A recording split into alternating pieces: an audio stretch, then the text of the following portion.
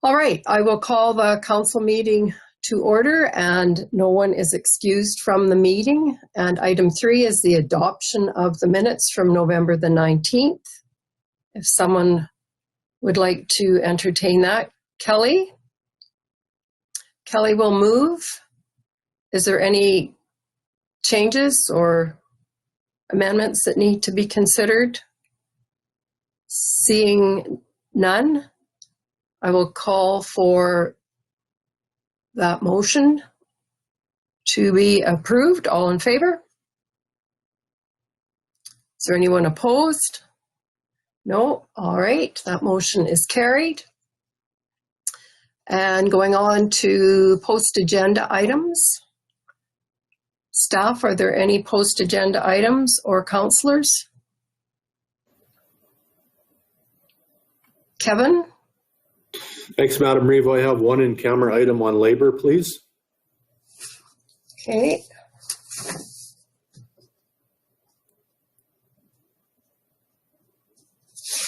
Any other agendas or any other items?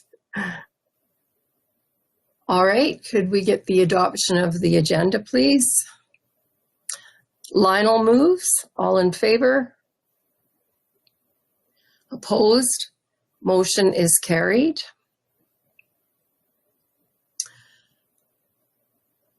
Okay, this is our time, item 6, question period and notice of motion.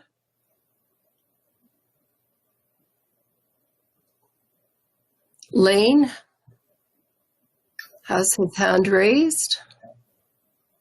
Good morning, Council. One of the items that's on the agenda today is Bylaw 1998-20. This is the bylaw that is considering the redrawing of electoral division boundaries and changing the number of members of council within the organization. The bylaw had been advertised, but there has been some question that has been raised about whether we have met the full notification requirements through that advertising process. What we are proposing is that council proceed with the delegation time that has been scheduled for 1 o'clock this afternoon and invite public that is tuning in to engage with council on the bylaw, after which we are recommending that council would approve that we proceed with re-advertising the bylaw during the next 2 weeks. So that would be the week of December 14th, the week of December 21st, with notices appearing in the Brooks Bulletin on December 16th and 23rd. Council would then be in a position to consider additional readings of the bylaw if they so choose to do so during a special meeting that could be called during the week of December 28th between Christmas and New Year's. So that, Madam Chair, is what we're suggesting with regards to proceeding with consideration of bylaw 1998-20. Thanks, Lane. Are there any questions on that from staff or anyone else, council? So, Lane, all of that you mentioned we would be proceeding today at 1 o'clock, and then any motions that would be made after the public participation time this afternoon.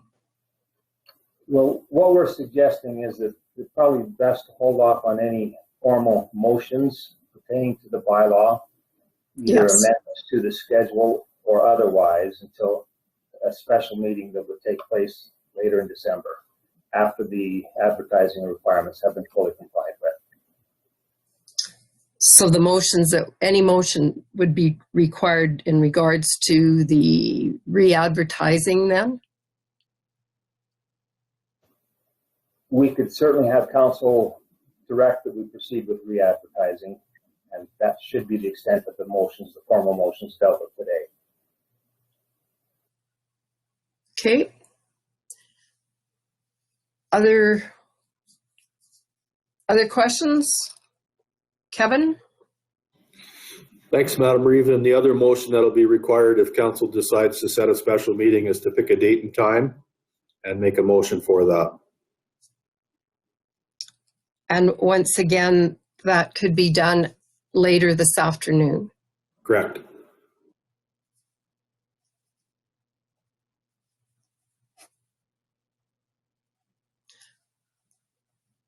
Wayne? So the process for comments from our ratepayers would open up again and remain open?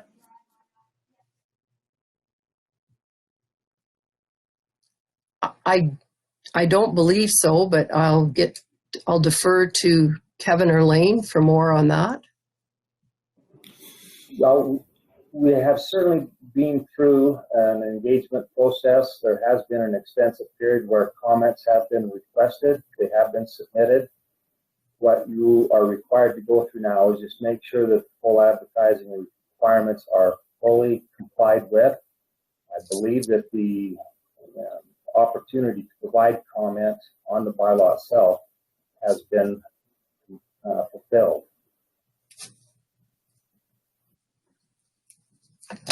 Wayne? Tracy? Well, if we're re-advertising, what's the point of doing that if the public cannot make comments on what we're doing? Because that is the point of the advertising, isn't it? Not really. Oh, sorry, Madam Chair.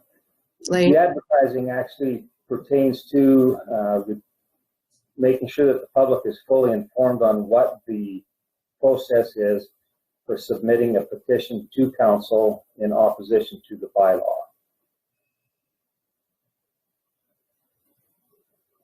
It would give them time to begin the process of raising a petition against the bylaw. Okay, Wayne? Not really.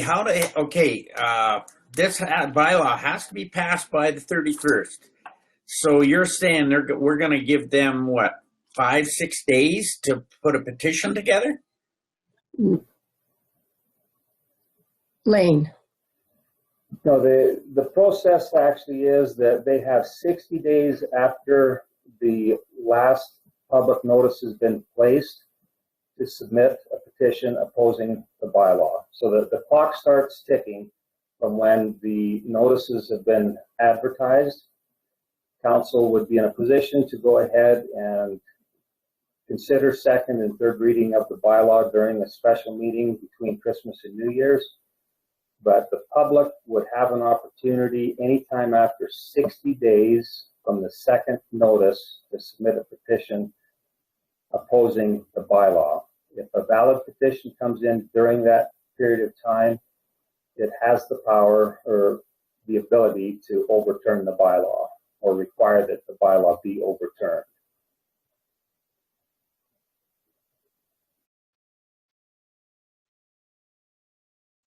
Wayne? Do you understand the process now? Maybe understand it, but not really in favor of it, but okay. This is a part of the process that we missed. Tracy, question? Yeah, I guess my question is just a little bit, I'm a little bit confused now by the process. So if we were to, so we have till the 31st of December to pass this bylaw, but now we're into 60 days to wait for a petition. So does that mean that once our 60 days are up, that then we would make the motion to approve, or it would just be overthrown if there is a petition? Like, I'm just a little confused on where we're sitting with this right now.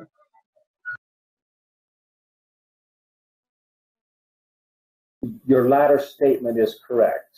The bylaw can be approved through second and third reading granted during a special meeting if that's what council chooses to do.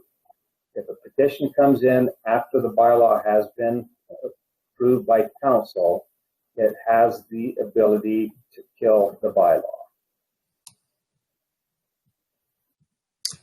Tracy? So further to that, sorry, Madam Chair. So our special meeting would be called for December 29th then, and at that point, we still could approve second and third reading. Is that correct? Am I understanding that right? Correct.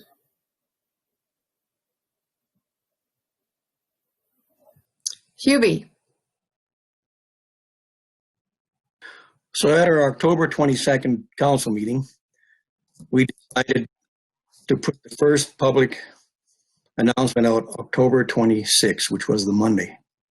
So is that the date we're going by that the public was notified, Lane? October 26th is when the community engagement process began. The formal public notice of council's intent to proceed with approving the bylaw would now take place on December 13th in the Brooks Bulletin, or sorry, December 16th. 16th in the Brooks Bulletin, and the second one would be on December 23rd in the Brooks Bulletin. The two processes are different. The community engagement process began earlier. It began the end of October. That is now complete.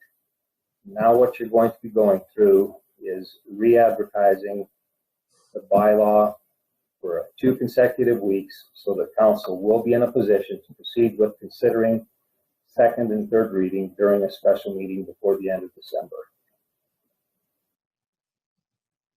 Tracy? So just to clarify, at today's meeting, we cannot call for second reading. Is that correct? Correct.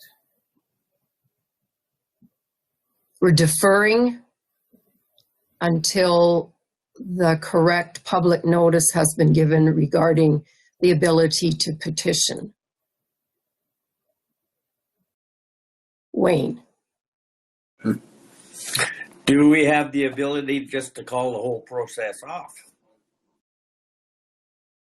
I'm sure we do. Lane?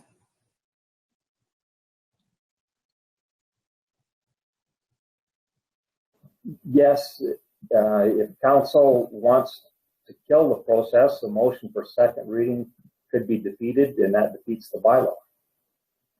Council could alternatively just agree to hold off on granting any further readings at this time and let it run its course. If it doesn't receive third reading within the time period for approving the bylaw, then it just dies on the books.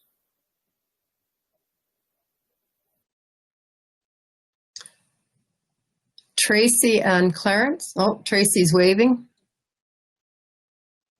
Go. Clarence first. Go ahead, Clarence. I'll go after you. Okay, so at what point do we have to finalize boundaries and numbers?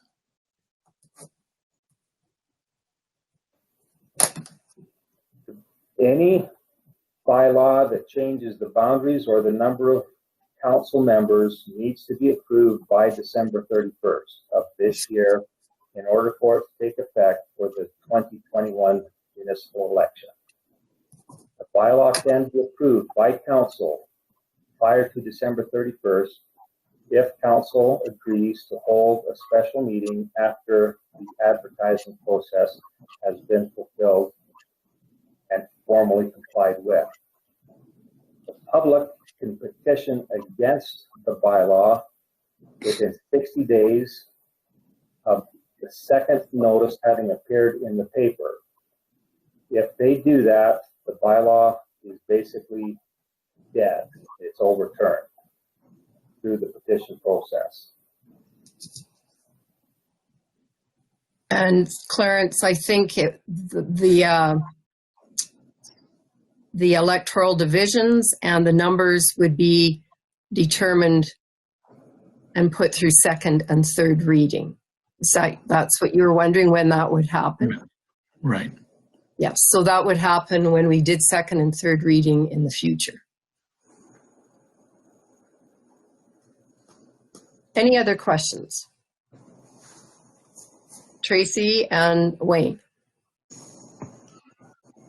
Madam Reeve, through the chair, I'm not prepared to slow this process, and we need to follow, of course, regulations. What we are doing is trying to, first of all, we need to balance our numbers better. We need to cut some costs, which we would be doing by reducing our number of councillors. So I would like to see this process go through. We just heard earlier at MPC what a wonderful county we have, and it's diversified. We have a lot of diversity in our county, and I look at my division as it currently stands, and I have everything in my division, and I represent each and every one of my constituents as needs arise. I have ranching, I have hamlets, I have rural industrial, I have oil and gas, and I just think that this is a process. Yes, we have to follow procedures, but as far as comment by Councillor Hammergren about stopping the process, I don't believe that's the right decision either. I believe that we need to move forward with this and follow the procedures that we have to, but let's carry on with it. Thank you. Thanks, Tracy. And that would also mean proceeding this afternoon at 1 o'clock, after which we can further discuss the plan for the future. Ellen? Also. Now, during the special meeting that's called at 1 o'clock, before we make any decisions, does the public have input, I thought, in the special meeting? And may I add, this is going to be over the Christmas holidays, and I understand that the public has a chance to speak at after 1 o'clock, correct? Absolutely.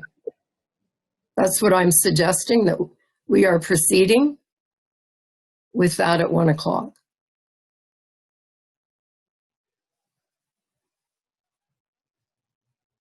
All right, anything else? Otherwise, we will move on with our agenda. And I'm wondering if, I know that Cole Steinley is around for 11, and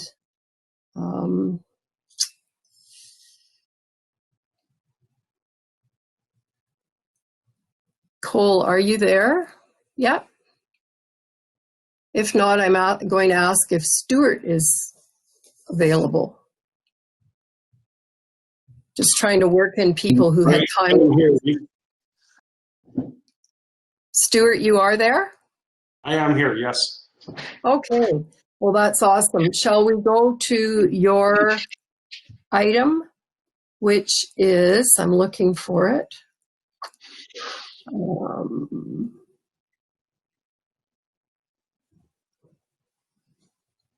Item 9.4, the Regional Quality Management Plan, and item 9.5, Policy for Recognition of Donations. All right, good morning, and thanks for having me on this morning. With regards to the first item of the Quality Management Plan, I sent in the approved Council Quality Management Plan, and the very next day after I sent it, they sent the Quality Management Plan back to me, and unfortunately that plan wound up with a lot of I don't want to say changes, because I think the content of the document really didn't change, but there were just some revisions how things were done. I did send that off to you with my comments on the side on where those revisions were made. The biggest one that I noticed was, of course, the one where you requested me put in what each group and division does and all that good stuff.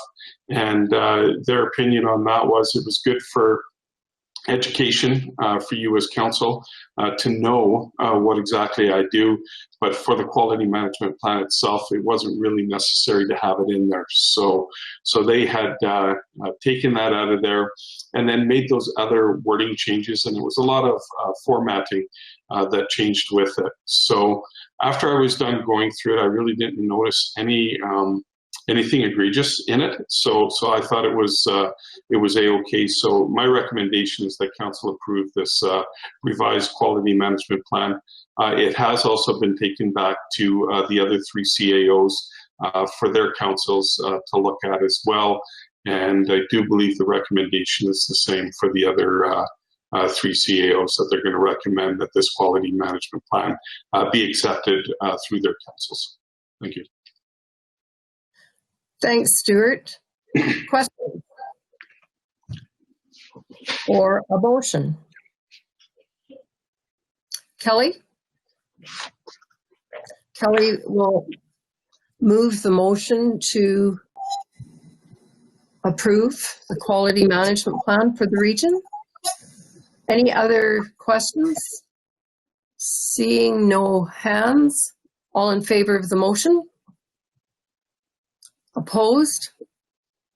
Motion is carried. And we'll let Stuart move on to item 9.5, the policy for recognition of donations from user groups. And he has provided us with quite a bit of information. Yeah, and it was a good exercise, actually. It was the second year in a row we received a sizable donation through the one group, and their request was just what we could do for them for recognition. In my quickness to answer, instead of maybe thinking a little bit, I said, sure, we can maybe put a logo on the vehicle just to recognize that you've been a pretty major contributor to the fire service over the last few years.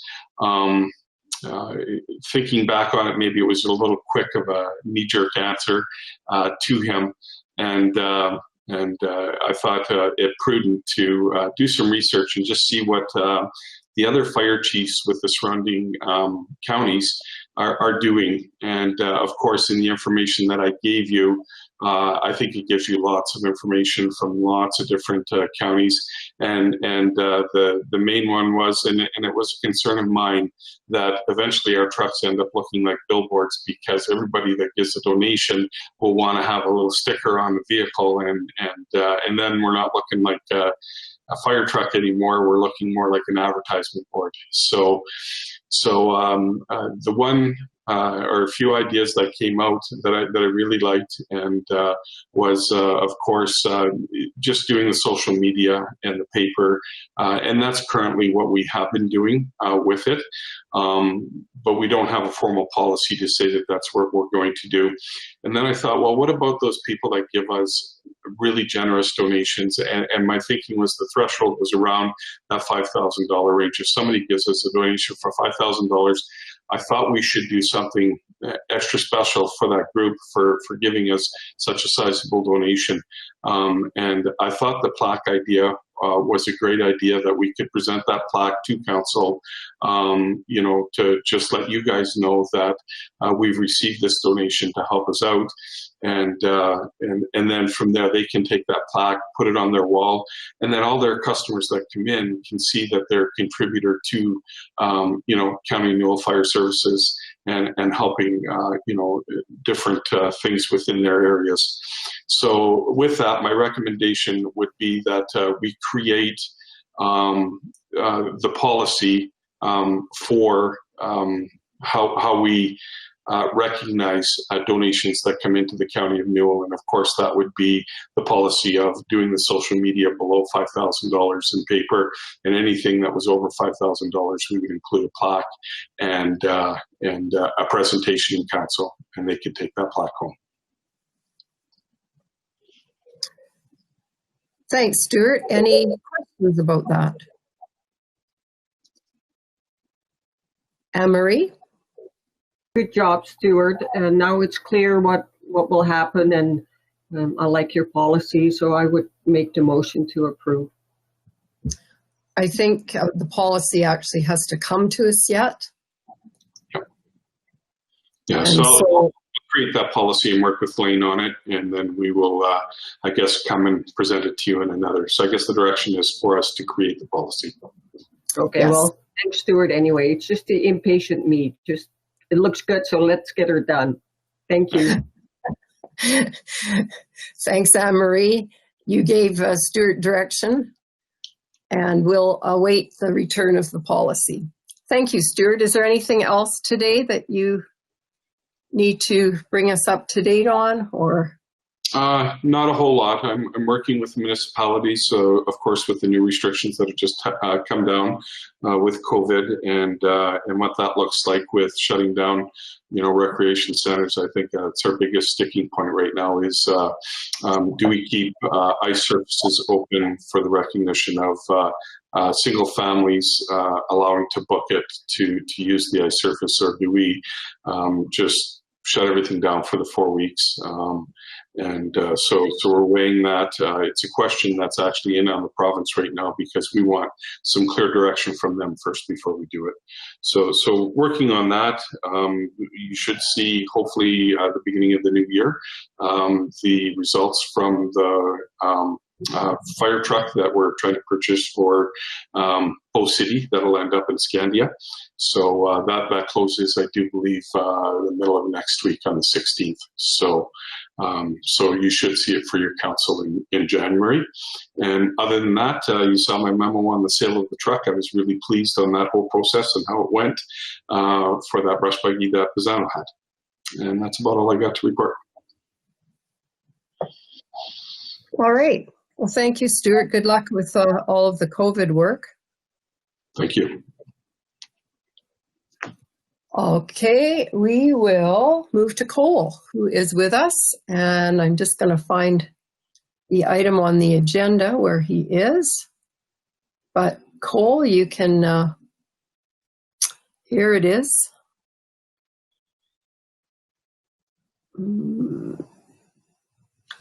Item 10.1. Welcome, Cole. Thank you very much, Reeve Douglas and councillors. As you can see from the report that I submitted, it's fairly short and sweet. No news is good news sometimes, so that's exactly what's happening. Everything's running along, ticking away as it should. We've got all our pre-winter maintenance all done, so we're just doing winter operations as normal. So the only thing of note that I wanted to put on there was that the leak at the Tilly pump house was fixed. So that was all done, all the plumbing was completed, and then we've since backfilled it, landscaped the area that it was done. We put the insulation and treated plywood back on the outside of the reservoir. They're going to parge and stucco it in the springtime, but for the most part, it's all done up and the tin put back on, so it's 90% back to the way it was. And we've also reinstalled the chain link fence permanently kind of in the front. So that's all been taken care of, and we're running the way it should be. So I just wanted to give you an update on that. And like I said, the rest of my report, everything else is running as normal. So there's nothing really to report on that. So if anybody has any questions. Questions? Hubie. So Cole, I want to say thank you for the work you did at the water plant and the prompt repair job you guys did, and we didn't have any disruption in our water in Tilly, so thanks very much for your work there. You're welcome. Sometimes it takes projects a little bit longer than you want to, but when you're dealing with trying to avoid outages, it may drag on, but if you can minimize or completely cut out disruptions to the customers, that's the best bet. So it worked out very well. I was happy with that. Took a little longer to find it than we wanted, but that's all part and parcel of it too.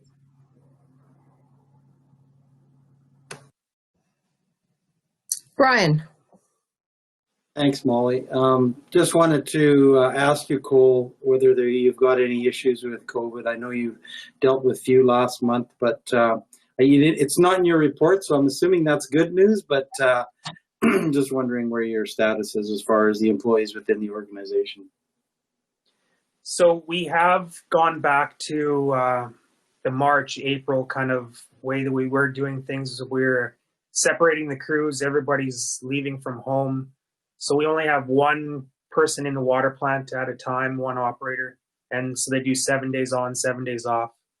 We have two out in the field at one time. They're 7 days on, 7 days off.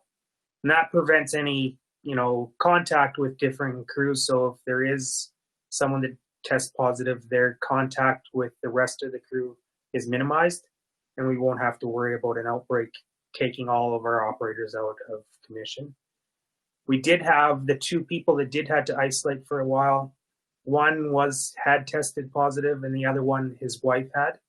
But they both, when completed, both had negative tests and are back to work and have been for a few weeks now. So right now, as we sit, we're all 100% healthy and working as normal. So it's good. And I appreciate the steps you've taken to sort of go backwards to the way it was to make sure that that's the way you stay, Cole.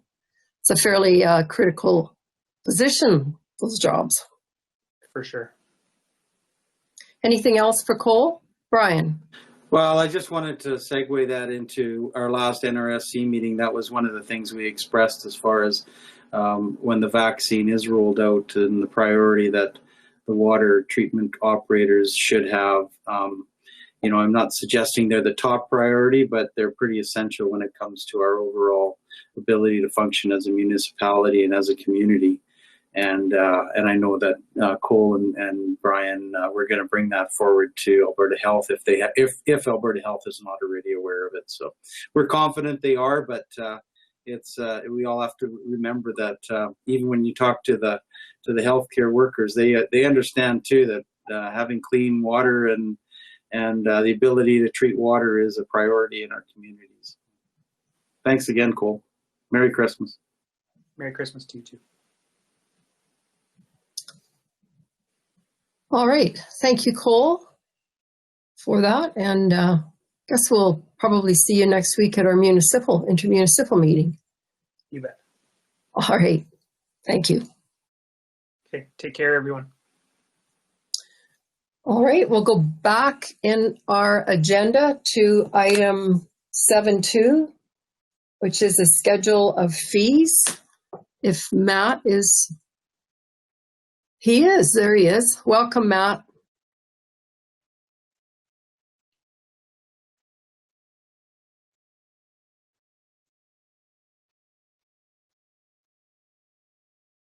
You didn't unmute, Matt. Just when you thought you had this all figured out. Were you able to read my lips, or should I start over? No, start over.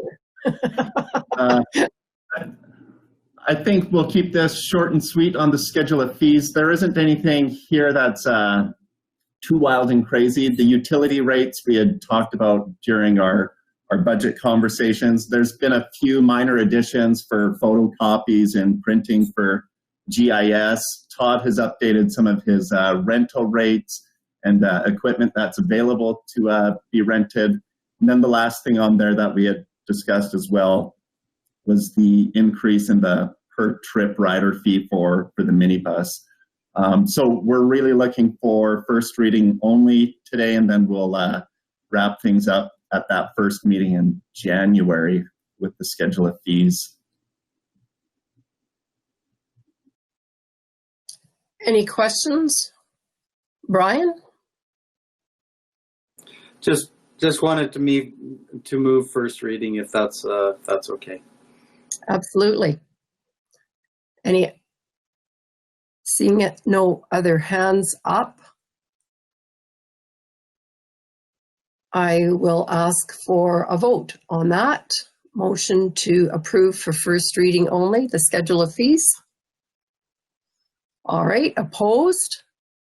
Seeing none, we'll accept that and move on. And Matt, you have some other items today as well? Yeah, you bet. I guess the next item on the agenda for me would be 9.2, the tax payment request from Torxen. Go ahead. So I had an opportunity to have a conversation with Darren Wright, the CFO for Torxen. This would be the third year that they've made this request for a tax payment agreement where they make monthly installments. The first year went off without a hitch.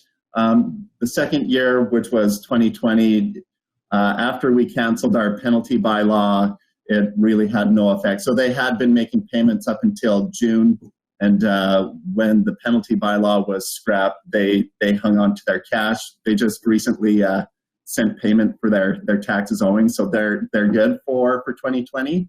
But I know in conversations with Darren, it sounds like they've got some pretty tight cash flows, and they've really appreciated council being willing to entertain these types of agreements with them. The difference for this year, which I'm throwing out there, and this is maybe Matt's red tape reduction, is I'm looking for authorization to enter into the agreement and have it persist so I don't keep coming back year after year. I think things are working out well. We would look at it where they pay 1/12 of the previous year's taxes owing for the first bit, and then once we know what the final levy is in June, they pay the balance for the rest of the year. It's worked out pretty well. One way that we can show support to one of the main players in the oil and gas industry in the region.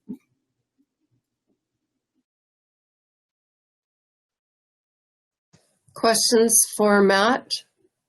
Wayne? So do we need a motion to proceed with this then? Yeah, Yes. That's what I'm looking for. That motion, Molly. Thanks, Wayne. Any other discussion on that motion? Clarence has a question, and Brian? Yeah, I haven't just quite found the motion yet, but it would be for this year and then to continue likewise in the following years. It's not all one motion. Yeah, so the way I've worded the motion is that administration is authorized to enter into an individual tax payment agreement with Torxen Energy Limited that defers the collection of a portion of their linear property taxes owing in 2021 and future years without penalty on condition that regularly scheduled payments are made on time.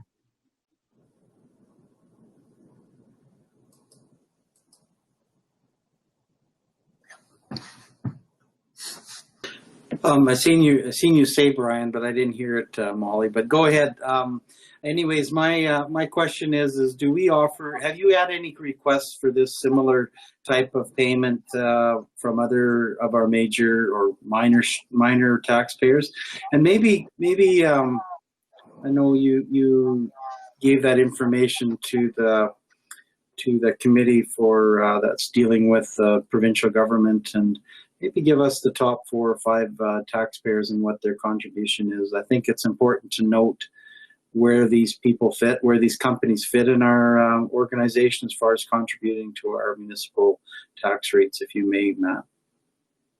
Oh, now you're putting me on the spot. So Torxen is definitely our number one. They'd be followed by CNRL, AltaGas, NovaGas Transmission, and JBS is also right up there. So that would be a handful of our top players. And to address your other question about have we been approached? No, not recently. I know we've explored the idea of introducing a tax installment payment plan at the county.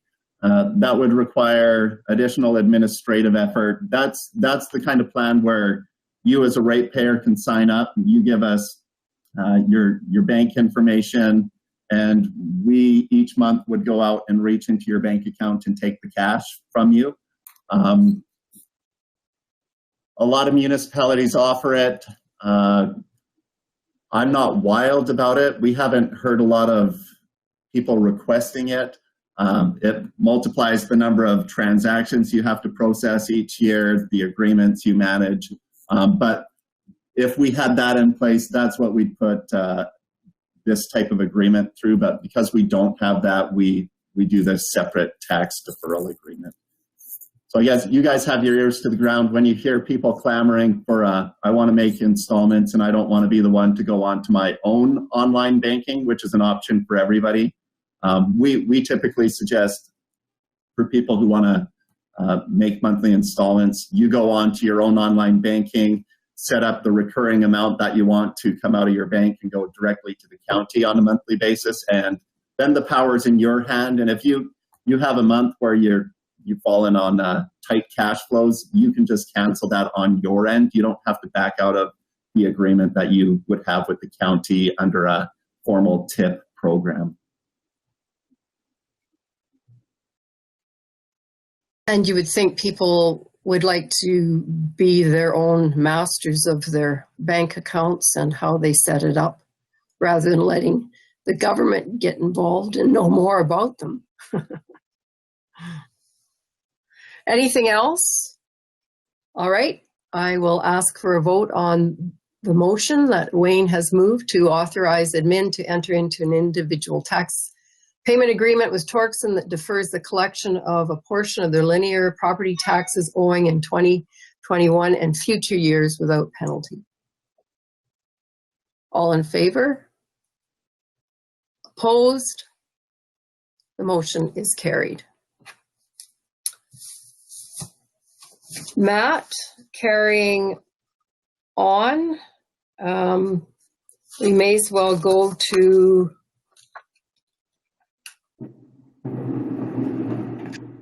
where to go. Your ICF information. You bet. Item 9.3, Brooks ICF Fire and Recreation Agreements. Thank you. It's been a long road. I think, well, and even before our committee met back in April, I know that Kevin and City of Brooks had done a lot of work on this. So this is a happy day, I think, for everybody on committee and in administration to have the ICF and these related agreements in front of council. The ICF is really a framework agreement that indicates how we're going to share services and partner with our municipal neighbors. The ICF with the City of Brooks outlines 11 service areas. So I think it really speaks to the history of collaboration that has existed for such a long time already in the area. The framework formalizes and pulls all of those different arrangements under one roof. Out of our review of all those different agreements, the only ones that really needed some updates were the outdated Rural Fire Protection Service agreement, and we didn't have a formal agreement in place for recreation, parks, and culture. So we've made some updates. I've summarized them there for both of the agreements. Updates to the fire agreement include updating it to cover 2020 to 24, removing a lot of the paragraphs which referenced the old funding model, which was based on assessed values. And we've shifted towards a philosophy of we're on the hook for our share of call volumes that that fire department responds to. And it's based on a 5-year average, which, you know, should even out any kind of years where you might have an outlier. Maybe it's busier one year over another. some administrative stuff there, and then what happens in case things are terminated. On the recreation side of things, a 5-year agreement covering 2020 to 2024. Governance, which is an important component. The City of Brooks has a bylaw which establishes the Brooks and District Recreation and Parks Board. That board provides an opportunity for 2 councillors, and I think it's 3 members at large from the county to participate in the board and provide input, collaborate with the city on planning the services and facilities that Rec and Parks delivers in the city. On the operational funding side of things, and I think this is a real big win for us and really kind of sets the stage for future negotiations and drives home that user pay philosophy that we have at the county. So we've got it written into the agreement that we both agree that utilization of services should be the basis for determining the share of net costs funded by each party. Currently, throughout the region, nobody has really good usage statistics, so we've proceeded on the basis of an estimated 20% utilization of city services by county residents. We've also built into the agreement that the county and the city will work together to implement data collection systems that will provide reliable usage statistics moving forward. So I think that speaks to the collaborative spirit of these ICF frameworks that we will work together and try to improve moving forward. Total dollar amounts I've listed there for you. They're set to be inflated by 1.6% annually. We also have agreed that once reliable usage statistics are available, we'll look at updating those operating contributions. In return for the funding, county residents have the same access to and will pay the same recreation user fees as city residents. On the capital funding side of things, again, we've mirrored that based on an estimated 20% utilization. And we've identified the specific items that we are willing to fund up to the maximum amount in that Schedule A that's attached to the agreement. And that comes straight from the City of Brooks' 10-year capital plan. Not everything that they had included in their corporate plan made its way into the items that we were willing to fund. So there are some things that were removed off of that. The city has asked, just based on their corporate planning, that we be open to that Schedule A being amended. Sometime in 2022, they'll update their 10-year capital plan and they'll want to roll that in to the agreement. The wording in the agreement says we're willing to update that schedule after it's come back to county as a whole to be reviewed and approved. You'll notice on that Schedule A, there is no dollar amounts for 2024, just in anticipation of that updated Schedule A coming in.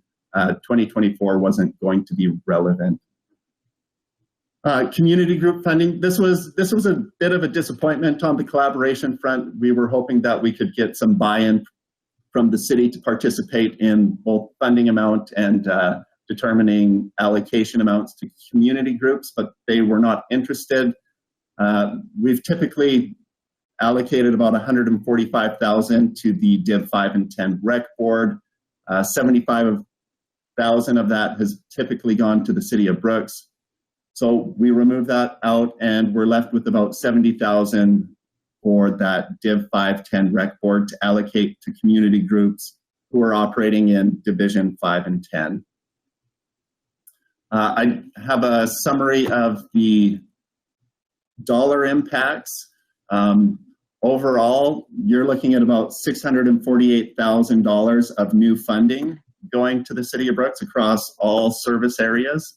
The largest impact really is in the recreation, parks, and culture area there. funding for the Rural Fire Protection Service, because that's going to vary from year to year based on the percent split. The estimate I've got for you there is you're looking at about a $9,000 increase for operating over 2019 amounts, and about 49,000 for, or sorry, maybe I've got that backwards, 9,000 for capital and 49,000 extra for operating there. I think the last point I want to make, and this has come back from the city after they met on Monday, there is a termination clause in both the fire agreement and the rec agreement.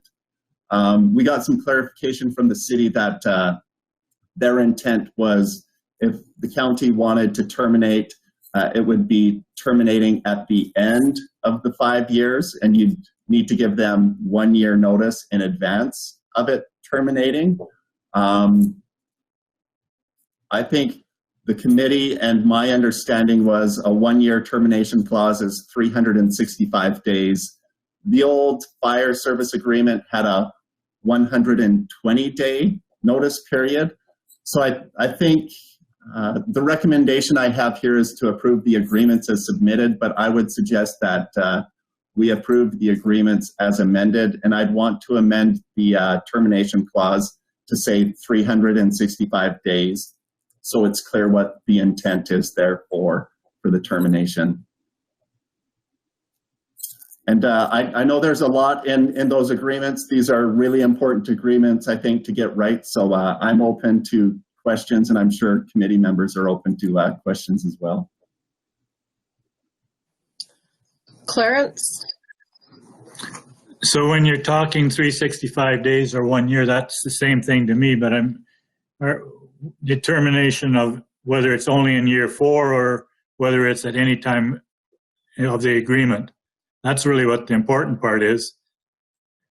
And we're saying it's at any time during the agreement, are we not? Yes, yeah, absolutely. So the wording I have for that would be this agreement may be terminated by either party to the agreement, providing the other 365 days written notice. So at any point along the road, you can give them notice, and in 365 days from that point, you're out. So, Matt, that would mean you're out of the ICF? So these termination clauses are only for the recreation agreement and the fire services agreement. So the ICF references each of the separate agreements that every service area is managed under. So this would just be for those agreements specifically. So, but that is quite a huge part of the ICF, correct? Yeah, it is. And that's one of the reasons they wanted these agreements attached as schedules. They wanted the ICF, the rec agreement, and the fire agreement all passed at the same time.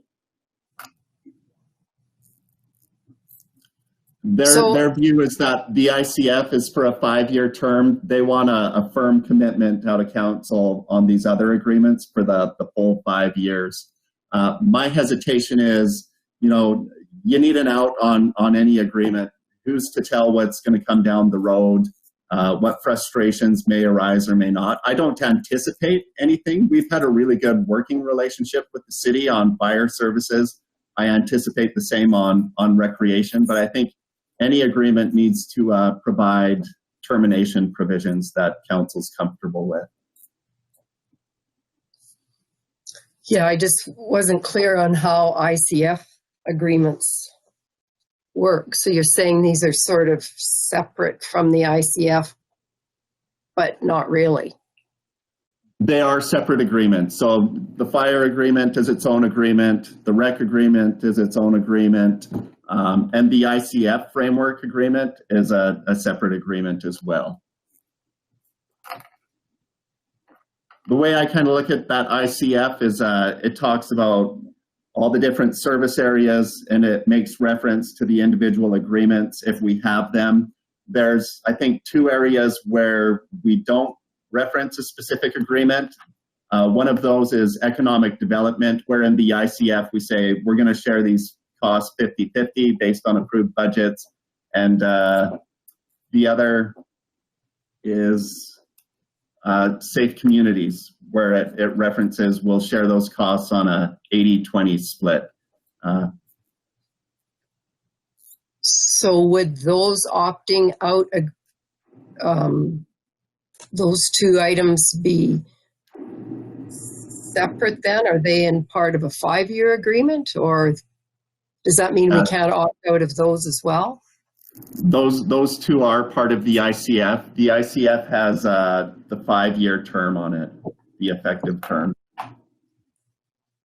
Just pop it up here. Just trying to sort out what the differences are. Right. Other questions? Wayne? I see that the City of Brooks wants to start this agreement as of 2020. Now, I think you explained this to us a while back, and I'm trying to get my head around it. Could you explain why we're going 2020 when I suppose their fiscal year ends, what, March, April? So, but it's still late in the year. Yeah, it is late in the year. Their fiscal year end is the same as ours, December. They didn't want it to start in 2020. They wanted it to start for 2019.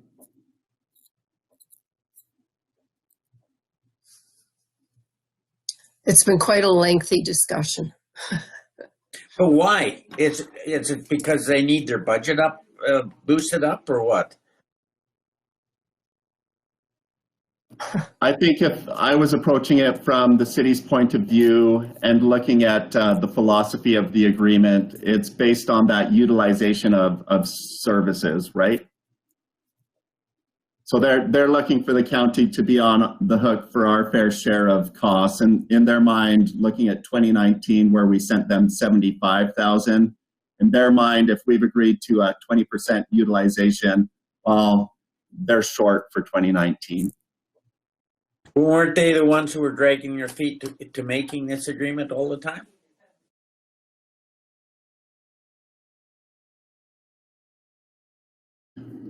You know, these are some pretty big agreements. There's been a lot of back and forth, a lot of give and take. I think, you know, the process has been long, but probably, you know, we had a pandemic in there. You know, you could probably cut them a little bit of slack.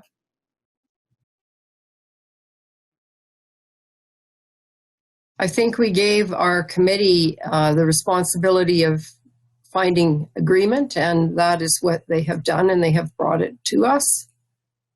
So I think that it needs to be a consideration. Kelly, Anne-Marie, Brian? Yeah, I appreciate your comments, Molly. And I also wanted to point out the extensive work that Matt and Kevin have done on this project. They've tag teamed and worked with staff at the city. If you look back on our timesheets for an agreement of this size, we as a committee did not over-engage or extend ourselves in the negotiating part. Staff did a lot of this work for us, and they need to be commended for it. I truly think that they have the patience of Job in this situation. So thank you, Matt and Kevin, both. Thank you. My remarks were going to be along the same line. Good job, guys. And the pandemic was only part of the whole process because it's been going on for years. As far as the termination clause, I like that one, that it should be 1 year, because then it's consistent across the board with the other municipalities. And I realize Brooks is a little bit different, but it still needs to be pretty close to the others. And Dutchess also wanted the 2020 starting date, so we can do that again here with the City of Brooks. Brian? And Wayne? Yeah, and I think Kelly and Anne-Marie, they stole all my thunder. So I'm not going to say too much other than I'll reiterate the thanks that I would like to extend to Matt and Kevin on this. We met several times just within our own committee and gave them direction, gave them feedback, and they hammered out the details with city admin. And sometimes the frustration was, I think, not getting back, and then in turns we purposely waited during the assessment review portion of what council was dealing with county council, as far as returning their request for some information or for some feedback. So it's not just the city's fault, it's our, and I don't want to use the word fault, it's not a fault, it's just reality that we had to go back and forth, and that accounted for a good part of the delay. On our part, the assessment review was a big part of it because we didn't know where we were going to stand and what we could bring back to council. So in all our discussions, I think we came down to this last issue, and we had a lot of them that we had to hammer through. We weren't sure if we were going to get there, but I think, I again, give the credit to our admin staff here for doing it. They did a really good job, and I thank you for that. Thanks, Brian, and I totally agree. Wayne? Another thing, Matt, it's in there, it says that if on capital projects, the city comes up with a capital project, council has a right to review and approve. Now, what if they don't approve? What happens then? If you don't approve it, then you're not going to fund their capital project. And that was a critical piece for us, is that we wanted to see what was going to be coming at us. So we got that Schedule A for capital. We only wanted to pay for actual capital that was going to be spent, not just an allocation of hundreds of thousands of dollars that may or may not actually be spent. They wanted that door in to be able to, because capital is so complex, things come up, things shift. So that gives them an opportunity to come in, but it still keeps the governance and the power in the hands of council to consider those on a case-by-case basis. Lionel? Well, I just want to commend everybody who put effort into making this agreement come to fruition, including our councillors on the committee. And so with that, I would like to make a motion to approve option 1 and move forward with this. Thank you, Lionel. Further discussion? All in favor? Opposed? The motion is carried. Thank you to the committee for all of your work, and to Matt and Kevin. Big job, and it's been accomplished. Brian? Yeah, I just wanted to thank also my colleagues Kelly and Clarence for your input, because without you guys, especially on that library component, I'm not sure I would have been spinning my wheels. So you guys were incredibly valuable to that process.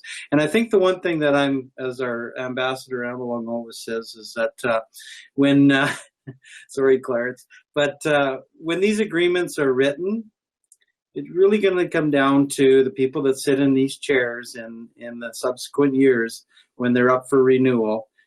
Because anything that we've done in the past that shows this collaboration has been built on trust and a relationship with the city, and we've been successful there. So I think Clarence said it best at our last ICF meeting. We can write as much as we want into making sure that every part of the county's bud is protected, and that's great.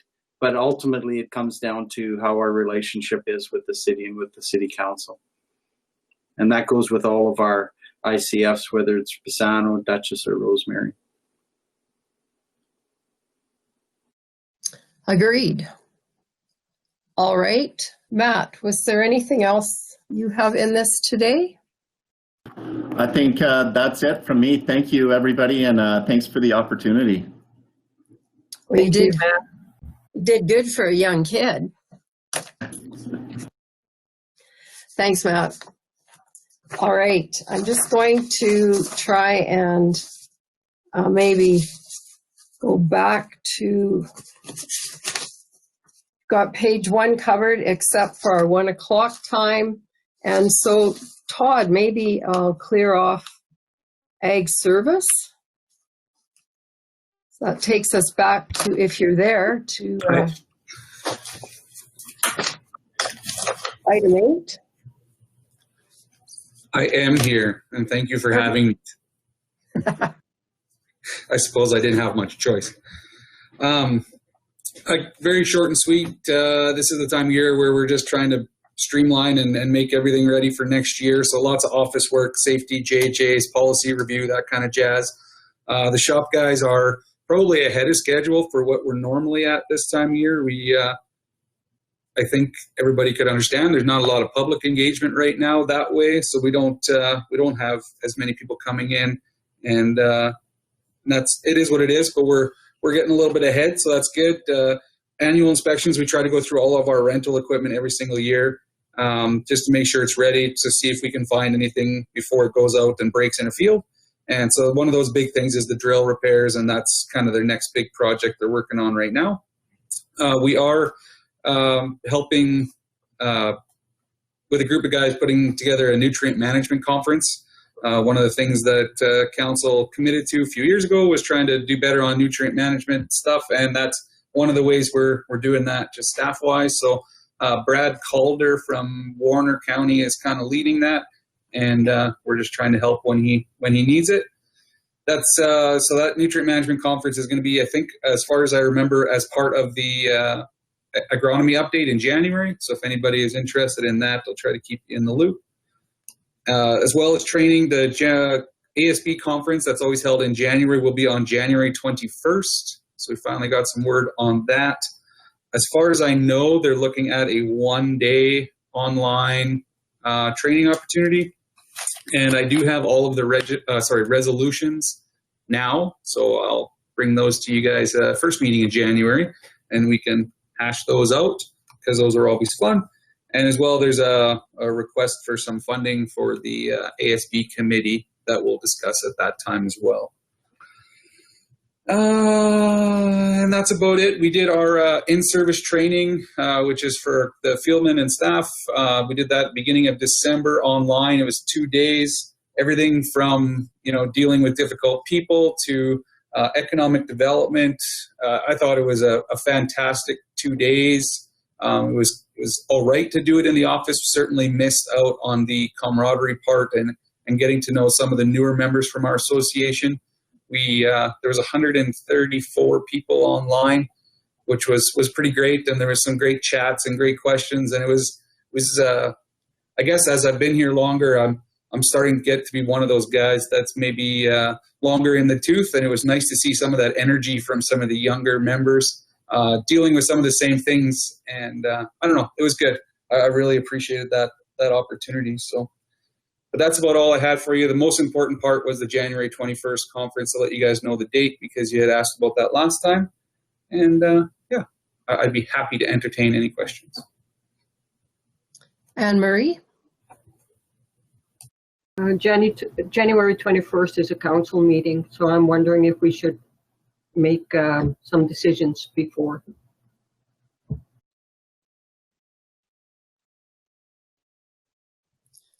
Good call. I looked into that. So can we do that at the first meeting in January then? To determine whether we're going to have a council meeting or have certain representatives attend the one meeting and the rest of us stay for council? Or is that what you're thinking, Anne Marie? Yes, but if we pick a different date for council, we have to advertise. So we need to look at the time frame there. Or if we decide to split, either way.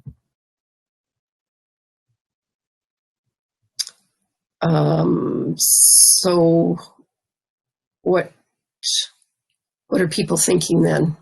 Tracy? Well, if Todd will bring to us the resolutions at the first meeting, so we can decide on that. And then I think we should just elect or volunteer for someone to attend the conference on behalf of the rest of us and just go with it. Don't cancel or change council as it is, because that person can bring back information to us from what is presented at the ASB conference. What's the timeline on changing council meetings? Kevin or somebody? Or Lane know the answer to that? Yes, you can just go ahead and make a motion during any council meeting to change it to another day. So we could do that in January once we see the resolutions and get more information on the day at our first meeting. Okay, Brian? Yeah, and I think it is possible to do two at once, believe it or not. I mean, it's during the AUMA conference. It's not perfect, but I mean, I was monitoring one and I was attending council, so virtually it is an option. It's I mean, do you get your full attention for council? No, but I was able to monitor the resolution session for the AUMA conference that I attended virtually also. So it's not impossible. So I would suggest that leaving council the way it is isn't the worst thing, and then we just have some attendees virtually. Well, as the other attendee at AUMA, I didn't try to do that. I thought I should. Some days it's hard enough to get council. Yeah, well, you were tasked with running this group, so I think you get a bit of a pass there. On that one. Yeah. Well, let's put it on the agenda, Ariana, for the first meeting in January, which must be the 7th, if the second one is the 21st. And we'll see what the resolutions are, and that might help us understand, and what the rest of the day looks like. Because Todd, you said there's going to be some information sessions. Yeah. I mean, the Ag Service Board Conference to me has always been a great conference, full of wonderful information sharing.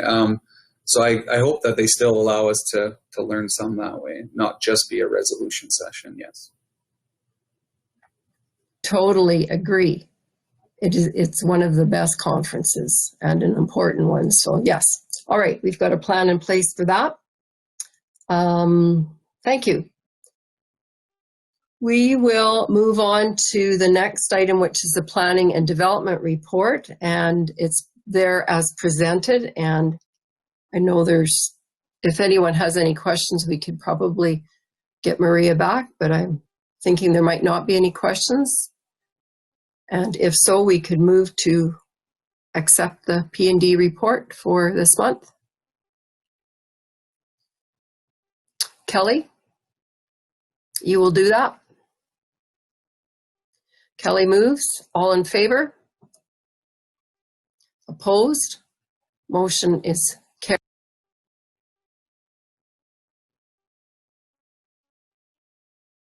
We lost you, Molly. Because I didn't unmute, sorry. That will move down on that page to item 9.6, advanced prep for local authorities election. Lane.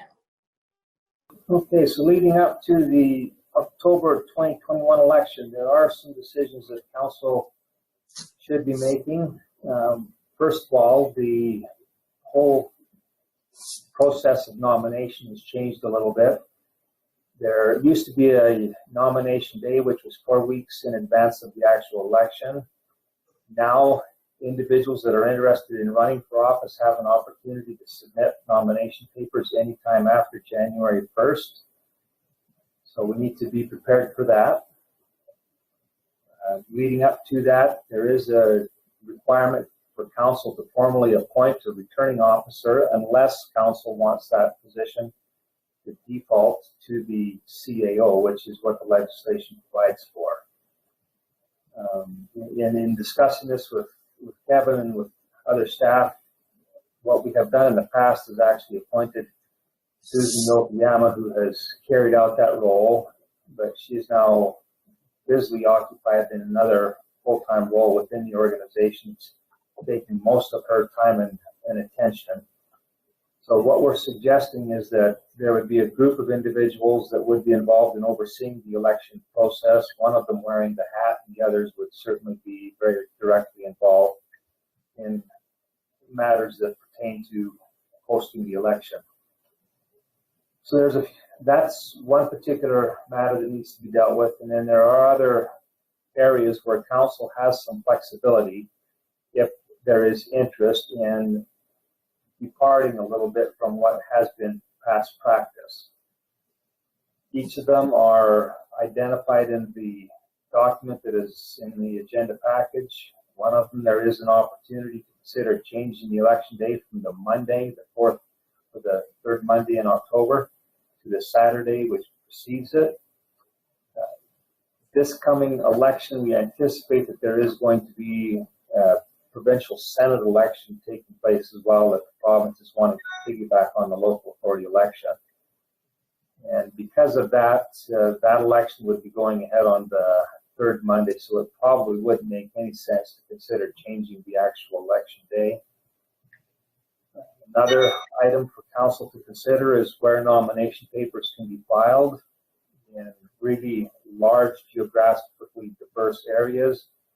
It would probably make sense for nomination papers to be submitted in a number of locations or received in a number of locations, but given the extended period of time for nominations to take place, we would suggest that it would be appropriate for nomination forms to just continue to be received in the county office.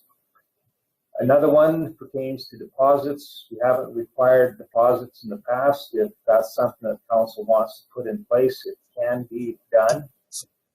Deposit for a municipality the size of the county, population-wise, the deposit wouldn't be able to exceed $100. There's a few other items there that direction is provided or would be required from council. If you're wanting to move forward on any one of those, most of them do require that the decision be formalized through the passage of a bylaw. So we just have the conversation as to which of these items council would like to see specific steps taken in pursuit of. Otherwise, it would be just defaulting to what the legislation provides for right now. So in summary, what we're looking for initially is just the appointment of a returning officer. The group is suggesting that I be the returning officer and would be supported in that role by Susan as the alternate returning officer. And we just need to have a conversation with council about the other items that are listed in that table. So Lane, the appointment of the returning officer and substitute returning officer needs to be done today? Would be preferred in case we have nomination papers coming in starting the 1st of the year. Right. The rest of the items require some direction? That's right, because they would require a bylaw, and obviously we wouldn't want to be spending time on preparing a bylaw if council doesn't have an interest in moving ahead with making changes in those areas. Okay, so let's start with the appointment of the returning officer then. We can make a motion as provided by Lane. Brian moves or question? No, I was gonna make a motion as suggested. Okay, so that would be to appoint Lane as a returning officer and Susan as a substitute returning officer. All in favor? Opposed? That motion is carried. Let's just go through the list. Specifying election day. I have no idea why we would confuse things and change the election day from the Monday it's always been, particularly. Lane, did you say that there's going to be possibly a provincial addition to the municipal vote? There has been plenty of talk that the province is likely to host a Senate election. We have had them in the past, and it sounds like there's interest in going ahead with a Senate election again.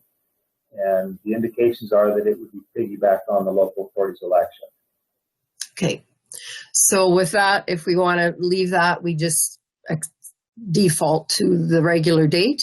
Is there anyone who thinks we should do otherwise? I see no hands and many shakings of heads in regards to that. So we'll assume that we're going to leave it as is. The location will be to default to the local jurisdiction office, which is where it's always been, here at the county office, which makes total sense. Any objection to that? And I, again, cannot see the whole screen, so use the raise the hand thingy if you are concerned about this. I see nothing. This is an interesting one, the candidate deposit requirements. I see no reason to make a change for that either. Does anyone? We don't want to stop anyone from the hordes of people who put in their names for the election to have to be hindered by $100, so we'll leave that at 0. The legislation default of posting the notice of the candidates, of a candidate passing in the voting station. And we had a continuous doing that. Hopefully that would not be the case for anyone, but it's got to be taken care of. Any changes for that? Don't see anybody. Seeing that, we'll move on. The location of the voting stations and the legislation default is 1 voting station per division. And Lane, that's something we could look at a later date, or does that have to be put in place right away? No, there is time for this one to be dealt with after you know the outcome of bylaw 1998. Perfect. Ellen is only connected by telephone now, apparently, so I'm just going to send her a message to text if she has issues. So I'm just gonna, well, I guess you can hear me, Ellen. Text if you have a concern about anything that we're going through. Brian? Okay, so I came across something with the renewing of the Municipal Government Act, and I guess, or with the voters part of it, and I guess it sort of pertains to this one, the location of the stations and the voting station hours, and it's the concept of having a mobile advance poll, and whether that would be something that we would be doable within our area, that our returning officers develop a schedule where there's advanced polls that move throughout our community, especially to the outlying communities. You know, by that I'm meaning Gem, Rolling Hills, Scandia, Bassano. I mean, it couldn't be for all of them, but I just think that that's something that we haven't entertained, and it might work. And I think what in the electoral thing, correct me if I'm lame, because it's a while ago that I read it. Anytime you're over 5,000 people in population, you should be providing that opportunity. Is that correct? I'm not sure about the threshold, but it's just common practice to provide an advance poll, to offer an advance poll, and we have certainly done that in the past. The advance polls recently have been scheduled to take place at the same time as the advance polls for the school board and also for the city, so that there isn't some confusion when all those jurisdictions are advertising the date of an advance poll.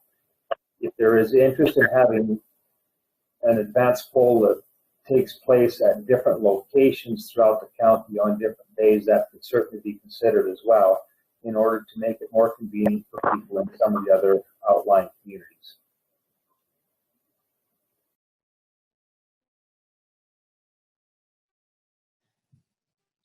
Anne-Marie? Well, and convenience is one thing, but I've never really heard any complaints about once every 4 years, people having to drive to their community hall to vote. What I thought with this item 2, if we could put in here, administration can prepare more than one voting station per electoral division, then you cover it. If we change to 7, then you could do 2 in each division and at the county, so you would have 13 polling stations. But to do the mobile ones, I could see where you're coming from, but that's an extra expense too.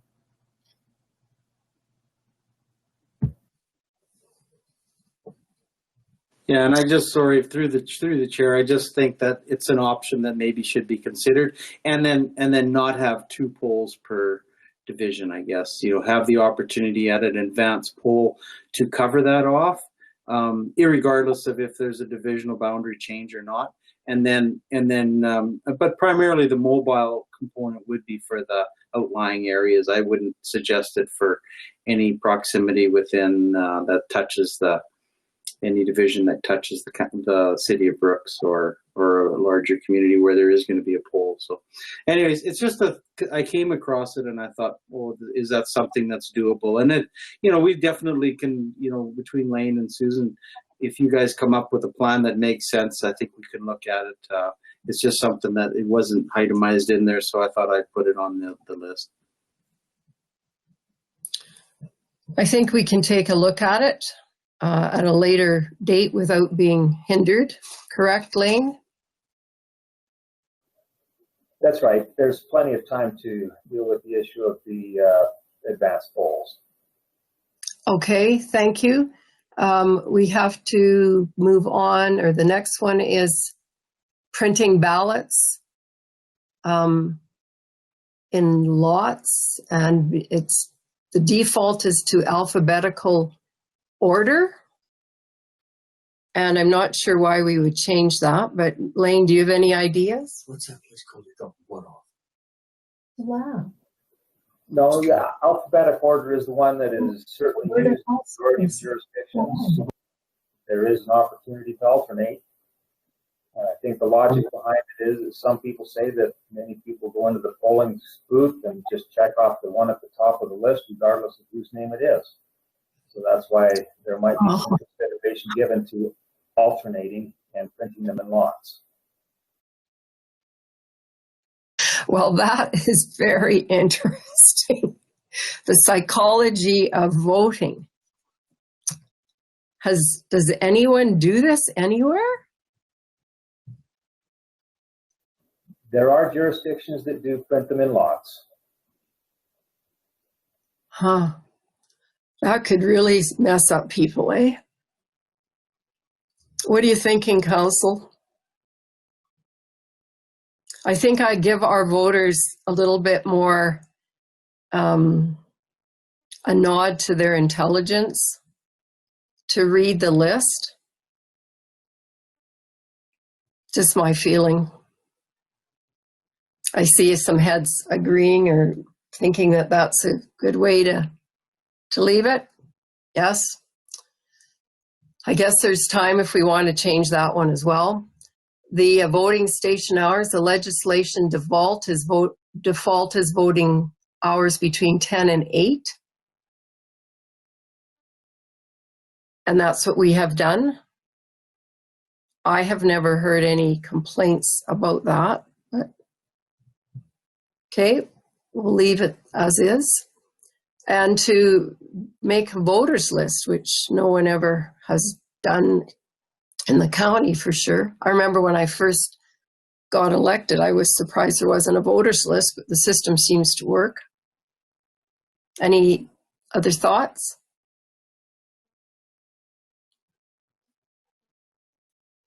And voter identification, of course. The legislation defaults to various forms of government-issued ID, and our people that work in the stations, our polling stations, are usually very up to speed on all of this stuff. So it looks as though we have a few that we might want to come back to discuss possibly, but in the meantime, most of it is defaulting to what has gone on in the past.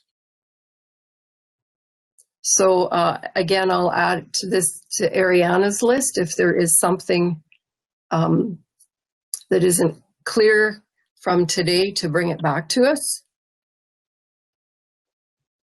as required. Okay, Lane?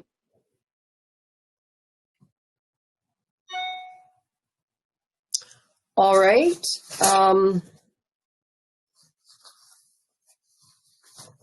That finishes off the advanced prep, the 961.